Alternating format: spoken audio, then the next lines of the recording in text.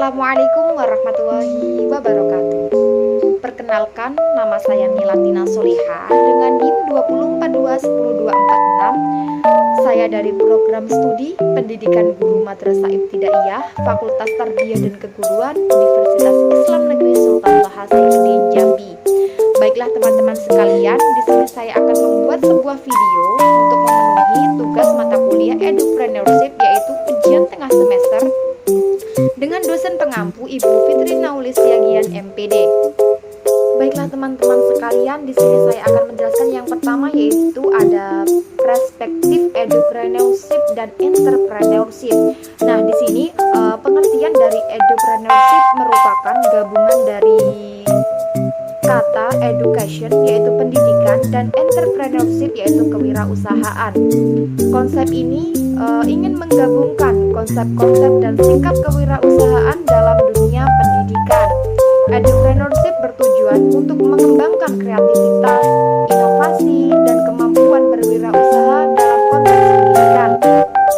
Nah, sementara itu, entrepreneurship adalah usaha kreatif atau inovatif dengan melihat atau menciptakan peluang dan merealisasikannya menjadi sesuatu yang memiliki nilai tambah baik secara ekonomi maupun sosial. Baik, yaitu yang selanjutnya ada perbedaan edupreneurship dan entrepreneurship. Perbedaan utama antara edupreneurship dan entrepreneurship yaitu terletak pada konteks penerapannya. Edupreneurship fokus pada pengembangan konsep kewirausahaan dalam dunia pendidikan, sementara entrepreneurship lebih umum dan dapat diterapkan di berbagai bidang usaha. Yang selanjutnya ada kisah Rasulullah sebagai Muslim Edupreneurship. Nah, perhatian terhadap aspek bisnis Nabi Muhammad SAW semakin mengemukakan dengan munculnya kembali konsep ekonomi Islam. Selain membangun kerangka teori ekonomi Islam dan berbagai aspeknya, juga dicari tokoh yang dapat dijadikan teladan dalam pengelolaan sumber-sumber ekonomi. Nabi Muhammad SAW merupakan figur yang tepat dijadikan sebagai teladan dalam bisnis dan perilaku ekonomi.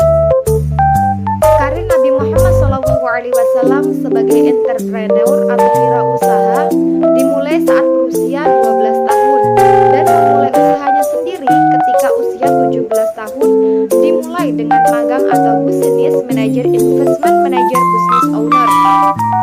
Pekerjaan sebagai pedagang terus dilakukannya hingga menjelang beliau menerima wahyu pertama pada berusia sekitar 37 tahun. Kenyataan itu menegaskan bahwa Nabi Muhammad SAW telah menekuni dunia bisnis selama lebih kurang 25 tahun, lebih lama dari masa kerasulan beliau yang berlangsung sekitar 23 tahun. Biografi tokoh Muslim Edupreneurship dalam negeri dan luar negeri. Di dalam dunia entrepreneur dan edupreneur terdapat tokoh-tokoh pelopor yang membuktikan bahwa usaha yang mereka lakukan berhasil dan usaha yang mereka kembangkan dan jalankan menjadi sebuah prestasi yang perlu diapresiasikan dan dihormati. Dapat kita lihat bahwa menjadi seorang edupreneur itu tidaklah mudah, butuh proses dan kesabaran dalam menjalankannya agar hasilnya maksimal. Maka dari itu dapat kita teladani dari contoh tokoh Muslim Edupreneurship dalam melakukan kewirausahanya. Yang selanjutnya yaitu ada teknologi dalam bisnis pendidikan. Teknologi dalam konteks bisnis pendidikan merujuk pada penerapan dan integrasi berbagai jenis inovasi teknologi, mulai dari platform pembelajaran daring hingga sistem manajemen sekolah berbasis digital, dengan tujuan untuk meningkatkan efisiensi operasional, meningkatkan kualitas pengajaran, memperluas aksesibilitas pendidikan, dan menciptakan pengalaman belajar yang lebih interaktif dan berdaya saing dengan memanfaatkan teknologi. Lembaga pendidikan dapat mengoptimalkan proses belajar mengajar, memfasilitasi administrasi sekolah yang lebih efisien, meningkatkan keterlibatan siswa dan menciptakan lingkungan pembelajaran yang inklusif dan berkelanjutan. Yang selanjutnya adalah inovasi kreativitas dalam bisnis pendidikan.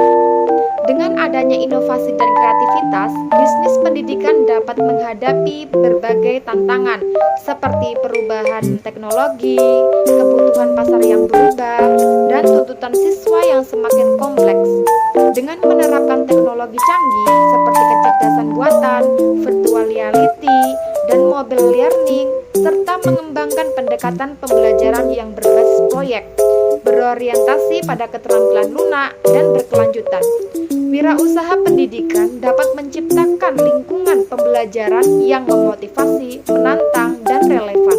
Yang selanjutnya yaitu inspirasi dan peluang bisnis. Seseorang yang memang berkecimpung di dunia kreatif dan sudah bertahun-tahun selalu berpikir dalam kerangka berpikir kreatif, pada akhirnya akan terbiasa untuk memproduksi ide.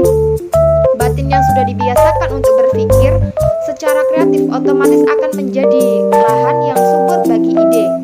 Stimulusnya jadi bisa dari apa saja, dari kegiatan sehari-hari, dari membaca, dari mendengar informasi, membaca berita, jalan-jalan, dan lain sebagainya. Yang selanjutnya yaitu ada inspirasi dan peluang bisnis. Semakin banyak kita berinteraksi dengan banyak hal, inspirasi akan semakin banyak pula menghampiri kita. Seperti kita membiarkan diri teraliri inspirasi tak bertepi. Tetapi syaratnya memang kita harus siap terbuka, siap open mind, siap takjub dengan hal-hal yang baru. Dan terpenting, siap berani untuk menemukan hal-hal baru yang jarang terjamah oleh orang. Mungkin hanya itu yang dapat saya sampaikan. Kurang dan lebihnya saya mohon maaf. Saya akhiri. Wassalamualaikum warahmatullahi wabarakatuh.